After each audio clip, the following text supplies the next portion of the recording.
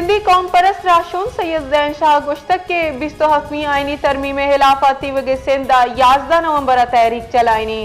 ज़ैन शाह गुश्तक के आईनी आर्टिकल 246 से बिलावल भुट्टो इत्तेफाक कुतब इशियची महलू के हाकिमी हलास भी। देखिए, उन्होंने एक तो सिविलियन सुप्रीमेसी थी आइन में, वो 243 में जो चेंजेस लाए हैं उससे मुझे कुछ सालों के बाद जो सुप्रीमेसी तो ख़त्म हुई उस दिन, जिस दिन पास हो जाएगा, लेकिन पहले पर्दे के पीछे जो काम करते थे अब असेंबलीज़ पे सिविलियन सुप्रीमेसी के थ्रू जो मुल्क चलता था वो नहीं चलेगा। अब ऑफिशियली मेरा ख्याल एस्टेब्लिशमेंट पैटर्न हो गई या छतरी हो गई, उसके नीचे सब काम करेंगे।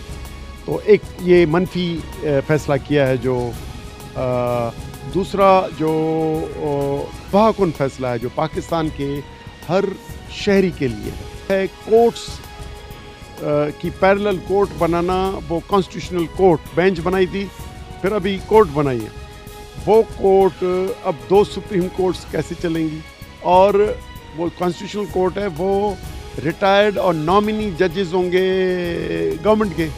तो आज़ाद अदलिया का कॉन्सेप्ट ख़त्म हुआ, सुप्रीम कोर्ट की सुप्रीमेसी ख़त्म हुई और कोर्ट्स को तबाह नीचे तहसील सतह पे भी कर दिया, क्योंकि एग्जीक्यूटिव मैजिस्ट्रेट्स जो अफसरान हैं मुख्तियार कार और अपने SDMs बना के, और अब वही सज़ा दे देंगे कुछ माह की और पकड़ लेंगे कोई भी किसी वक्त। मेरा ख्याल है ये तो अंग्रेज़ों की ग़ुलामी का वक्त याद आता है कि मैजिस्ट्रेटी पावर आम होता था। और तो मेरा ख्याल है कि अदलिया के लिए डार्क दिन होगा जिस दिन असेंबली से ये कॉन्स्टिट्यूशन पास होगा। अभी तो हुकूमत ने किया है।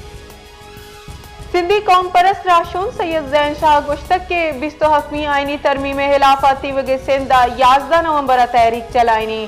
ज़ैन शाह गुश्तक के आईनी आर्टिकल 246 से बिलावल भुट्टो इत्तेफाक कुतब इशियची महलू के हाकिमी हलास भी।